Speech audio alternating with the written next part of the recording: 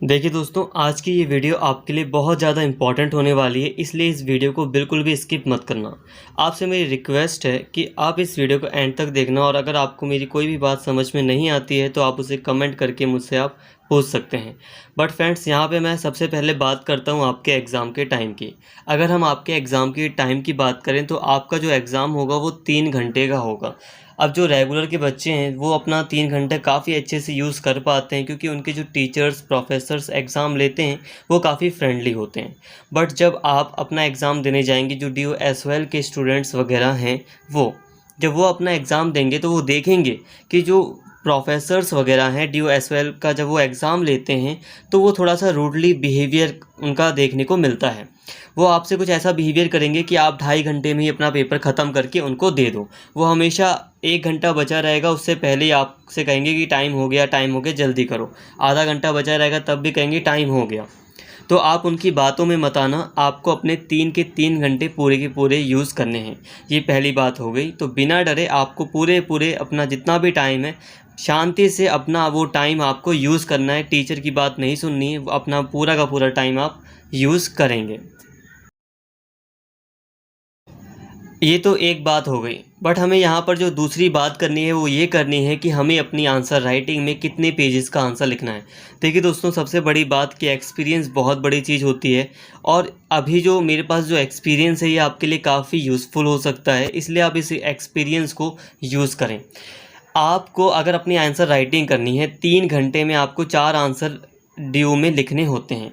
अब आप कितने पेज का आंसर लिखेंगे? तो देखिए, एवरेज आपको कम से कम 5 पेज का आंसर लिख कर आना है। आप या तो ज़्यादा से ज़्यादा 6 पेज का आंसर लिखिए, या 5 पेज तक का आप आंसर लिख के आइए। कहने का मतलब ये है कि कई बार आप क्या करते हैं ना, कि आप एक आंसर कर देते हैं 6 पेज का, 7 पेज का।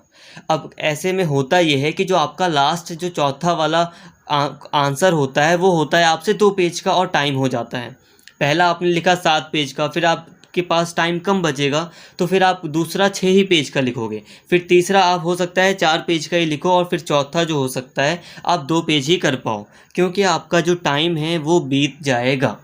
इसलिए मैं कह रहा हूँ ऐसी गलती ना हो, ऐसी मतलब लापरवाही ना हो, क्योंकि जो प्रोफेसर्स होते हैं वो देख लेते हैं कि बच्चा कितना कंसिस्टेंट है, वो मतलब कितना वो अच्छे से काम कर पा रहा है, कितना माहौल को संभाल पा रहा है, वो कितनी अच्छी स्पीड बना पा रहा है, वो समझ जाते हैं आंसर देखकर। बट जब आप अपने आंसर लिखेंगे तो आपको चारों के चारों आंसर लगभग सेम पेजेस के लिखने हैं। इसलिए मैं आपको रिकमेंड कर रहा हूँ कि आप कोशिश कीजिए कि आपके चारों के चारों आंसर 5-5 पेज के हों, 5 से ज़्यादा ना हों। हाँ, 1-2 आप हो सकता है 6 पेज का लिख दीजिए, कोई बात नहीं। और जिसकी स्पीड अच्छी है उसकी बात अलग है, अगर वो चाहे तो सारे 6-6 पेजेस का लिख सकता है। बट मेरी सभी से रिक्वेस्ट है कि आप सभी कोशिश कीजिए कि एटलीस्ट 5-5 पेजेस के आंसर हम चारों आंसर्स लिखकर आएँ। आप मेरी बात समझ पा रहे होंगे। मैं यही कह रहा हूँ कि एक कंसिस्टेंसी दिखाई देनी चाहिए, और उस कंसिस्टेंसी के लिए आपको एवरेज लगभग सभी आंसर्स एक मतलब समान पेज के लिखने हैं। आप 5-5 पेज के सभी आंसर्स लिख कर आइए।